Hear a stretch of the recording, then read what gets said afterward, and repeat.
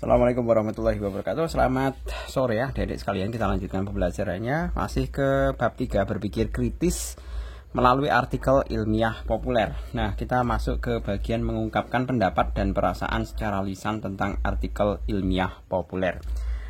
Artikelnya ini ya, judulnya Mampukah Bahasa Indonesia Menjadi Media Pembebasan. Silahkan kalian baca terlebih dahulu ini. Nah, kemudian kita akan fokus dalam pembahasan pada bagian poin 3, 4, dan 5 ini ya. Diskusikan dengan teman-temanmu untuk menemukan pokok-pokok pikiran yang terkandung dalam setiap paragraf artikel tersebut dengan menggunakan tabel seperti berikut. Nah, ini sebenarnya bukan tabel ya. Silakan kalian mau bentuk dalam bentuk penomoran boleh, atau dibuat kolom pakai tabel juga boleh. Nah, kita mulai ya. Yang pertama, ini sebagai paragraf 1, 2, 3, ya kan? Nah, untuk paragraf pertama kita bisa identifikasi di sini bahwa dari kalimat yang ada di paragraf ini kita bisa meringkas pokok pikirannya, yaitu bahasa Indonesia berperan sebagai pemersatu bangsa sejak 28 Oktober 1928. Bahasa Indonesia berperan sebagai pemersatu bangsa sejak diresmikan 28 Oktober 1928. Atau biar afdol Pak Jul tulis ya. Paragraf 1, tapi dilarang komplain ya kalau misalkan tulisannya tidak bisa dibaca. Ini udah bawaan lahir ya, udah bawaan bayi, sudah dari sananya ya. Jadi kalau misalkan kurang jelas ya seperti inilah adanya. Jadi kalau Pak Jul dengan usia segini harus berusaha memperbaiki tulisan, wah nanti malah Pak Jul tidak bisa membuat konten-konten pembelajaran, habis untuk pembelajaran menulis saja. Paragraf 1, bahasa Indonesia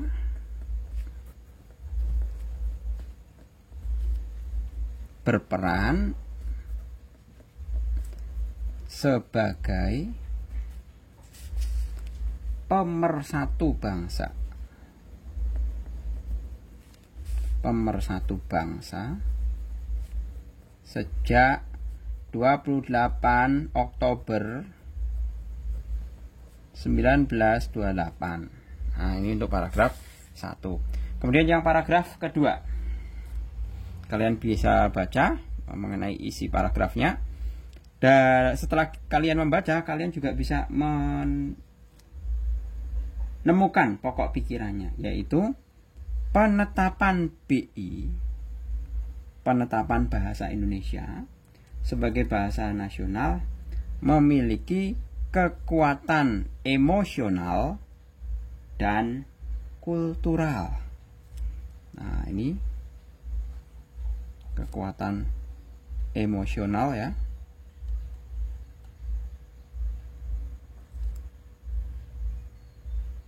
dan kultural, atau kekuatan emosional ya kayak gitu aja juga enggak masalah. Tapi kan sebenarnya kalau kita lihat kronologinya ya, pada paragraf pertama itu kan bisa menyatukan berbagai sebagai pemersatu bangsa. Nah, berarti dapat menyatukan berbagai macam kebudayaan.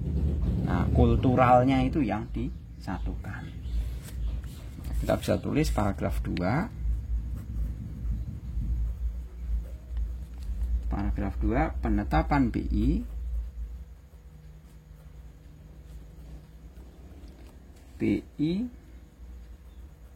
sebagai bahasa nasional memiliki kekuatan emosional. Misalkan kalau kalian mau tambahkan emosional dan kultural menyatukan bangsa juga boleh, atau emosional menyatukan bangsa.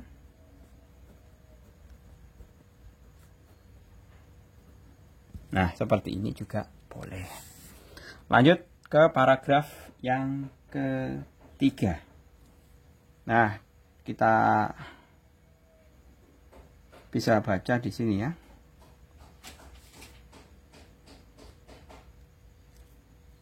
Yang ketiga,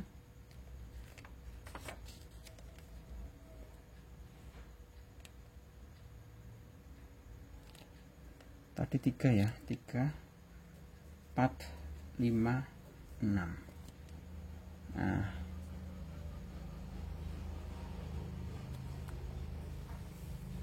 kata kuncinya apa ini? Dengan kata lain, bahasa Indonesia telah menjadi pengikat nilai persaudaraan.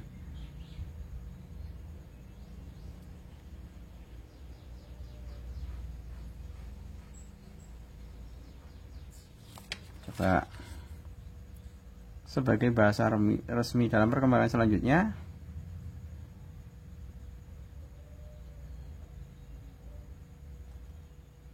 ini sebagai bahasa resmi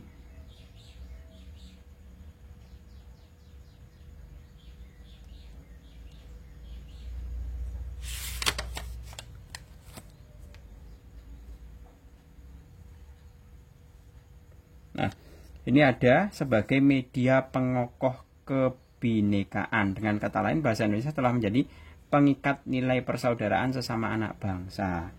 Jadi, dengan kata lain, bahasa Indonesia digunakan sebagai media pengikat, ya, atau pengokoh kebinekaan. Itu kan sama saja media pengokoh nilai persaudaraan sesama anak bangsa. Jadi kita bisa clue yang pokok sebagai media pengokoh kebinekaan. Jadi paragraf ketiga kita bisa menulis paragraf 3, bahasa Indonesia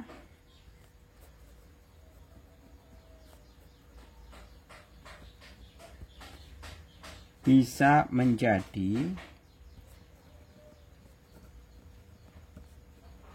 media pengokoh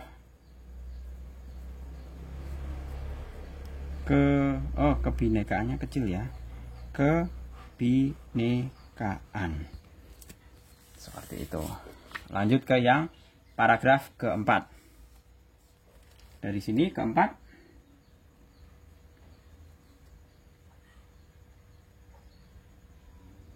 nah ini bahasa Indonesia menjadi media pembebasan.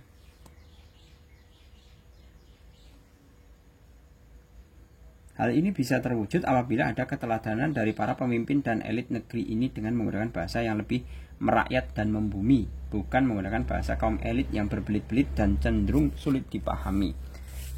Kita bisa menuliskan bahasa Indonesia bisa menjadi media pembebasan. Kalau tadi media pengokoh kebinekaan, yang keempat ini adalah media pembebasan. Ya. Paragraf 4. Paragraf 4. Bahasa Indonesia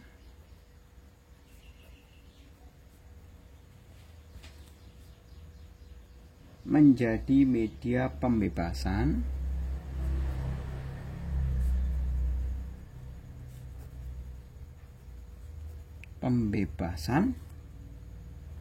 jika digunakan oleh pemimpin. Jika digunakan oleh pemimpin dengan bahasa yang sederhana. Dengan bahasa yang sederhana. Nah, itu untuk paragraf yang keempat. Kemudian yang kelima, kalian bisa baca di sini. Ini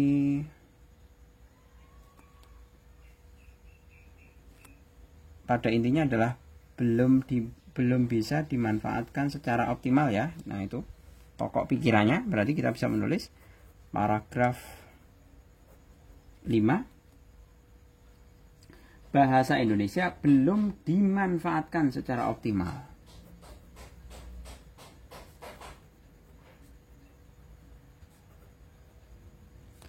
Belum dimanfaatkan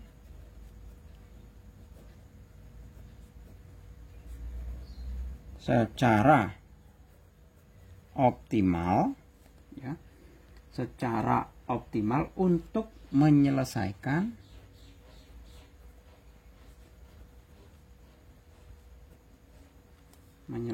masalah ya. Oh, nggak boleh disingkat ya, bahasa Indonesia yang dihadapi bangsa. Nah, terakhir, yang terakhir paragraf ke-6 ya, diperlukan gerakan kolektif ya. Ini di sini perlu ada gerakan kolektif untuk memanfaatkan BI bahasa Indonesia sebagai alat komunikasi publik. Nah, itu merupakan pokok pikiran ya, pokok pikiran yang terkandung pada paragraf ke-6. Paragraf 6. Diperlukan gerakan kolektif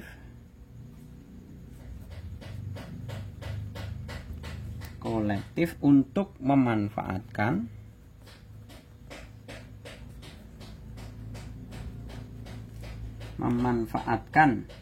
bahasa Indonesia, saya singkat di sini BI ya, sebagai alat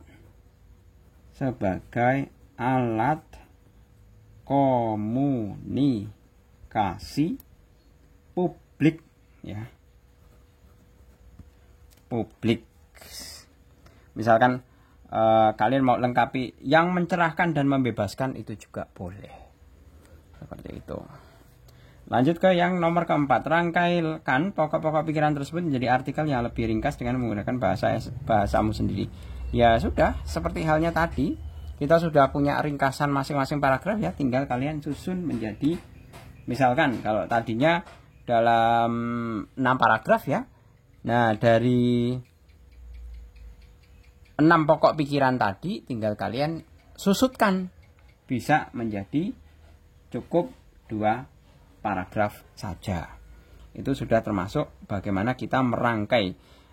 Tentunya merangkainya itu kalian harus memikirkan bagaimana kita menentukan kalimat penyambungnya. Jadi agar kalimat satu dengan kalimat sebelumnya itu saling terhubung, ada koherensinya, ada hubungannya. Seperti itu. Jadi bukan asal nyambung langsung disambung. Ini habis kalimat paragraf 5 ini ya langsung disambung dengan paragraf ke-6.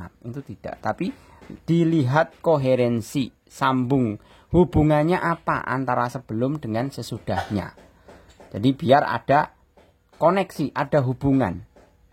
Seperti itu. Gitu ya, saya rasa cukup untuk memahami bagaimana kita bisa menentukan pokok-pokok pikiran dari sebuah artikel populer. Yang terpenting, yang perlu kalian perhatikan adalah carilah kata kunci